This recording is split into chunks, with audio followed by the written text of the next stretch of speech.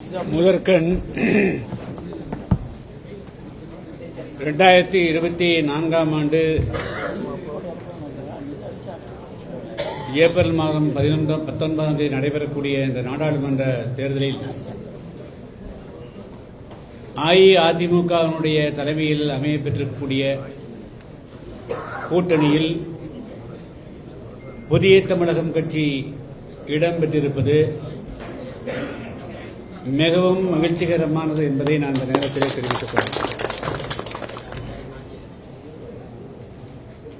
இது ஒன்றும் ஒரு புதிய கூட்டணி அல்ல. 2019ஆம் ஆண்டு நடைபெற்ற நாடாளுமன்ற தேர்தலில் அஇஅதிமுகவினுடைய தலைமையில் அமையப்பெற்ற கூட்டணியில்தான் புதிய தமிழகம் கட்சி இடம்பெற்றிருந்தது. எனவே அதனுடைய தொடர்ச்சியாகத்தான் இந்த தேர்தலிலும் புதிய தமிழகம் கட்சி இடம்பெற்றிருக்கிறது என்பதை நான் முதலில் தெரிவித்துக் கொள்ள விரும்புகிறேன். மிக முக்கியமான காரணம், இப்பொழுது அகில இந்திய அளவில் அதேபோல தமிழகத்தில்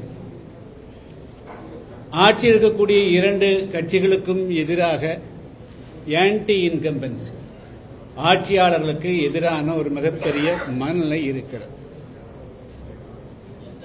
எந்த ஒரு கூட்டணியுமே வெற்றி பெற வேண்டும் என்று சொன்னால் அந்த கூட்டணி மக்களுடைய மனோநிலையை சரியாக கணக்கிட்டால் மட்டும்தான் அந்த கூட்டணி வெற்றி பெற முடியும். அந்த வகையில் கோடான கோடி தமிழ் மக்களுடைய அபிலாசைகளை, விருப்பங்களை நிறைவேற்றக்கூடிய வகையில் ஒரு சுதந்திரமான சுயமரியாதையுடன் கூட்டணி இன்று அஇஅதிமுகவினுடைய பொதுச் செயலாளர் அன்பு சகோதரன் எடப்பாடி பழனிசாமி அவருடைய தலைமையில் அமையப்பெற்றிருக்கக்கூடிய இந்த கூட்டணியில் புதிய தமிழகம் கட்சி அங்கம் பெற்றிருக்கிறது.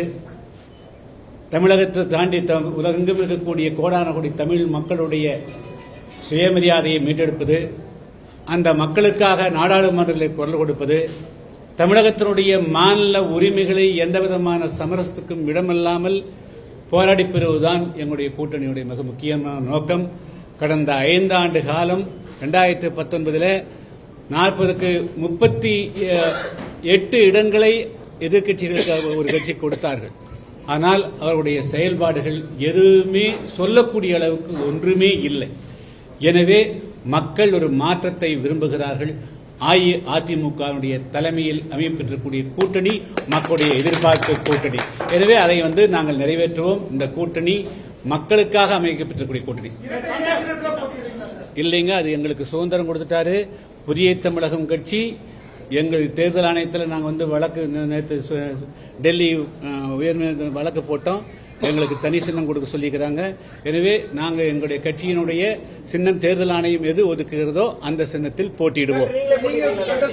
அது எங்களுடைய கட்சியினுடைய மாவட்ட நிர்வாகிகளோடு, உயர்மட்ட குழு உறுப்பினர்களோடு கலந்தாலோசித்து எப்பொழுதுமே இது முடிவெடுக்கக்கூடிய அதிகாரத்தை கொடுத்தார்கள். அந்த முடிவெடுத்துட்டோம். யார் போட்டியிடுங்கிறது கட்சியினுடைய கட்சியினுடைய நிர்வாகிகளோடு கலந்தாலோசித்து முடிவெடுக்கப்படும். அதெல்லாம் இன்னும் நாள் இருக்குதுங்க. இன்னும் கூட்டணி எப்படி இன்னைக்கு தமிழ்நாட்டில் இன்னைக்கு ஒரு மகத்தான கூட்டணி, ஒரு போல்டு மேன், அயன் மேன், ஒரு இரும்பு மனிதர் எடப்பாடி பழனிசாமி அவருடைய தலைமையில் இன்னைக்கு அமையப்பட்டிருக்கிறது. நான் இங்க எங்களை பற்றி தான் பேச முடியும். நாங்கள் மக்களுக்காக இந்த கூட்டணியில் இருக்கிறோம்.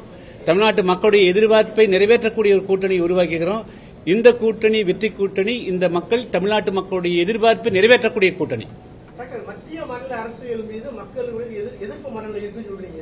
2 மாசத்துக்கு முன்னாடி அண்ணாமலை கூட நீங்க பயணம் போவதில்ல, தெரியலையா? மத்திய அரசு மீது மக்களுக்கு அது நான் தனியா இன்று அது நிறைய நாள் பேசுறதுக்கு இன்னும் 1 மாசம் டைம் இருக்கு. நீ 19 இன்னும் 1 மாசம் இருக்குது. அதுல எல்லாம் அந்த கூட்டத்தில் வாங்க.